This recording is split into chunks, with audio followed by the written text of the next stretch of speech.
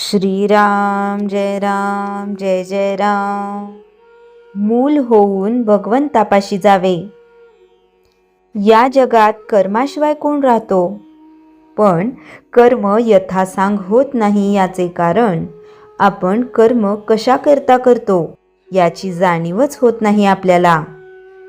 अधिष्ठानाशिवाय कर्म साधत नाही। मालक पाठीशी असला की कर्म करणाऱ्याला जोर येतो। काही चांगली कर्ममार्गी माणसे भक्तिमार्गी लोकांना नावे ठेवतात। भक्तिभावाने जो राहतो तो दुसऱ्याला नावे ठेवीत नाही। मी कोण हे जाणायला ज्ञान आणि भक्ती लागतेच। तसेच ब्रह्मसत्य जगन्मिथ्या म्हटले तरी त्याचा अनुभव येण्यासाठी कर्म करावेच लागते। उपासना भगवंताला ओळखून करावी। लहान मूल आईकडे डोळे करून मुकाट्याने दूध पिते, त्याप्रमाणे समर्थांसारख्यांनी जे सांगितले ते आम्ही निमूटपणे करावे। डोळे मिटून जितके काम होईल, अंधश्रद्धेने जे होईल ते अभिमानाने ज्ञानाचे डोळे उघडे ठेवूनही नाही होणार। मूल होऊन भगवंताला ओळखावे। याला अडचण एकच असते, माझे शहाणपण आड येते। भक्त मुलांसारखे वागतात म्हणून त्यांचे लाड देव पुरवितो। कुणी असे म्हणतील की भगवंताची आणि आमची ओळख नाही, तर त्याची आम्ही कशी पूजा करावी? त्याला ओळखल्याशिवाय मी भजन करणार नाही, हे म्हणणे वेडेपणाचेच आहे।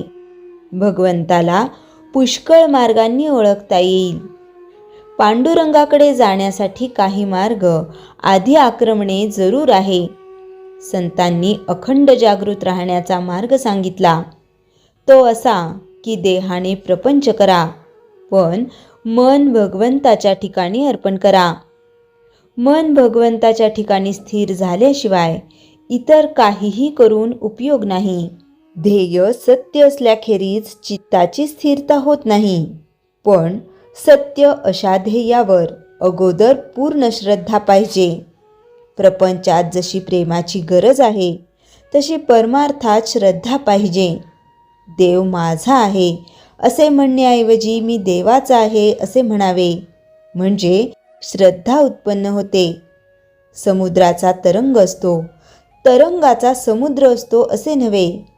साधनात निश्चितपणा असेल तर त्यात समाधान आहे, म्हणून साधन श्रद्धेने करीत जावे। जशी श्रद्धा तशी फळे। आपण भगवंताच्या स्मरणात निर्धास्त असावे।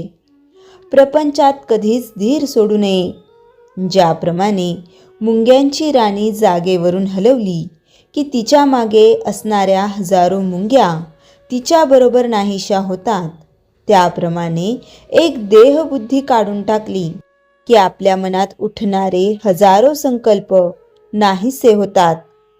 या देहबुद्धीच्या पलीकडे गेल्यावर जे ज्ञान होते त्यालाच आत्मज्ञान म्हणतात। असे आत्मज्ञान झाल्यावर जे पूर्ण समाधान मिळते तेच खरे भगवंताचे दर्शन होय। श्रीराम जय जय राम। चैतन्यवाणी भक्ती मार्ग हा प्रेमाचा मार्ग आहे। प्रपंचाकडचे प्रेम भगवंताकडे वळवले की भक्ती येते। श्रीराम जय जय राम। अकिंचन भाव, स्वतःला संपूर्णपणे देवाच्या चरणी सोडून देणे। श्री महाराज रामायणातील अरण्यकांडात मुनी सुतीक्ष्ण आणि प्रभू श्रीराम यांच्या भेटीचा प्रसंग अत्यंत भावूक आणि आध्यात्मिक रहस्यांनी भरलेला आहे। कथेनुसार सुतीक्ष्ण हे स्वभावाने अतिशय साधे आणि थोडे विसरभोळे होते। शिक्षण पूर्ण झाल्यावर त्यांनी गुरु अगस्त्य ऋषींना गुरुदक्षिणा मागण्यास सांगितले। गुरु अगस्त्य त्यांच्या साधेपणावर प्रसन्न होते। त्यांनी सुतीक्ष्ण यांना सांगितले, जेव्हा प्रभू श्रीराम, लक्ष्मण आणि सीता दंडकारण्यात येतील तेव्हा तू त्यांना माझ्या आश्रमात घेऊन ये, हीच माझी गुरुदक्षिणा असेल। त्यामुळे प्रभू श्रीरामांना प्रत्यक्ष भेटणे आणि त्यांना गुरुकडे नेणे हे त्यांच्या जीवनाचे एकमेव ध्येय बनले. सुतीक्ष्ण यांचे श्रीरामांवर मन, वचन आणि कर्माने निस्सीम प्रेम होते. त्यांच्या भक्तीचे सर्वात मोठे रहस्य हे होते की त्यांना स्वप्नेहू आन भरोसा न जाही, म्हणजेच स्वप्नातही श्रीरामांशिवाय इतर कोणत्याही देवतेचा किंवा शक्तीचा भरवसा नव्हता. हीच भक्तीची सर्वोच्च अवस्था मानली जाते.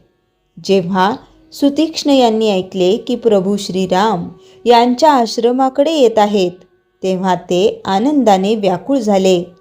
पण त्याच वेळी त्यांच्या मनात विचार आला की माझ्याकडे ना ज्ञान आहे, ना वैराग्य, ना मी कधी मोठा जपतप केला आहे. मग प्रभू मजसारख्या दीन माणसाला कसे भेटतील? यालाच आध्यात्मिक भाषेत अकिंचन भाव, स्वतःला पूर्णपणे देवाच्या चरणी सोडून देणे म्हणतात. हा भाव देवाचे हृदय सर्वात आधी जिंकतो. श्रीरामांना शोधत असताना सुतीक्ष्ण इतके भावविभोर झाले की ते रस्त्यातच नाचू लागले, कधी झाडावर चढू लागले तर कधी मातीत लोळू लागले. जेव्हा प्रभू श्रीराम त्यांच्या समोर आले तेव्हा सुतीक्ष्ण यांनी आनंदाच्या भरात डोळे मिटून घेतले, जेणेकरून ते अंतःकरणात श्रीरामांच्या रूपाचा आस्वाद घेऊ शकतील. जेव्हा सुतीक्ष्ण डोळे उघडेनासे झाले तेव्हा प्रभू श्रीरामांनी एक अतिशय सुंदर लीला केली.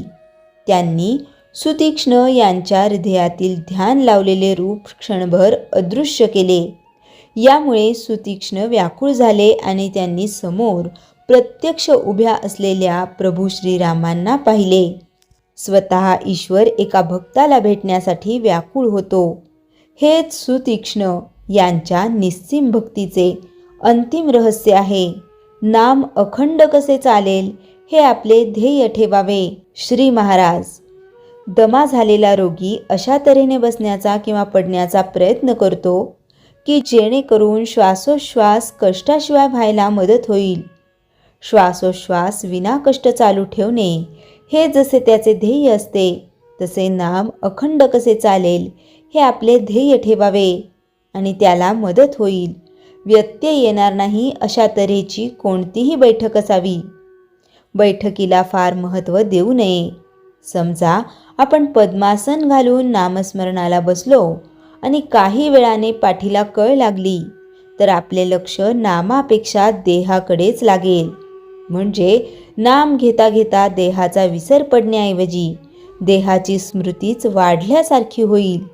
म्हणून नामस्मरणात खंड न व्हावा हे ध्येय ठेवून त्याला अनुकूल अशी ज्याच्या त्याच्या प्रकृती धर्माप्रमाणे कोणतीही बैठक ठेवावी. भगवंत हट्टाने किंवा उगीच केलेल्या कष्टाने साध्य होत नाही. तो एका प्रेमाने वश होतो. प्रेमामध्ये हट्ट आणि कष्ट झाले तर शोभतात आणि हिताचे होतात. आपण भक्तांचे प्रेम न पाहता त्यांचा हट्ट आणि कष्ट तेवढे बघतो. मनात कुठलेही विक्षेप न येता उपासना अखंड चालू राहणे केवळ सद्गुरू कृपेमुळेच शक्य होते. श्री महाराज, प्रश्न: आपल्यावर सद्गुरू कृपा आहे हे कसे ओळखावे? उत्तर: सद्गुरूंनी सांगितलेली उपासना आपल्या हातून नियमितपणे होत आहे असे असेल तर आपल्यावर सद्गुरू कृपा आहे असे म्हणायला हरकत नाही. गुरुकृपा असली तरच उपासना नियमितपणे होते, नाहीतर अनेक विक्षेप येतात. यातील काही महत्त्वाचे विक्षेप: शरीराला व्याधी होऊन उपासना न घडणे हा पहिला विक्षेप. झोप येणे व झोपेमुळे उपासना न घडणे हा दुसरा विक्षेप. आळस शरीरात भरणे व उपासनेत खंड पडणे हा तिसरा विक्षेप. नको ती व्यक्ती समोर येऊन उपासनेत खंड पडणे हा चौथा विक्षेप. आणि सर्वात महत्त्वाचा म्हणजे उपासनेचा अहंकार.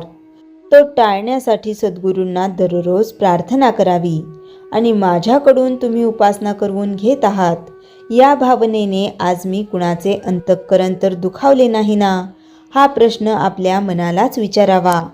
मनात कुठलेही विक्षेप न येता उपासना अखंड चालू राहणे केवळ सद्गुरु कृपेमुळेच शक्य होते. श्रीराम जय जय राम. जयाच्या जनी जन्मनामार्थ झाला, जयाने सदा वासनामात केला. जयाच्या मुखी सर्वदा नाम कीर्ती, नमस्कार तया ब्रह्मचैतन्य मूर्ती. श्रीराम जय जय राम. जानकी जीवन स्मरण जय जय राम.